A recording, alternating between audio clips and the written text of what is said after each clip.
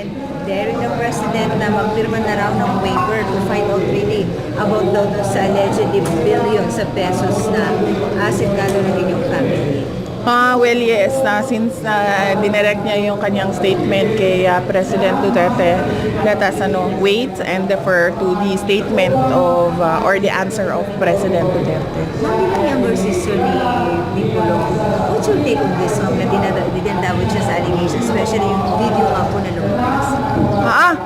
Well, clearly, yung video is not worthy of a comment. Nakikita naman natin doon na kahit yung pinipresent nila na mga documents are fabricated documents. So, how I feel, iniiwan ko na lang sa kanya yung decision if he wants to make a comment or not. Pero sinasabi ko nga, para sa akin, there's nothing there that is worthy of a comment. Have you talked about this, ma'am? I mean, No. Yung nag-reach out kayo sa kanya, Wala. Nung nakita ko, alam ko kaagad na there is nothing there. So, hindi ko na binanggit sa family member.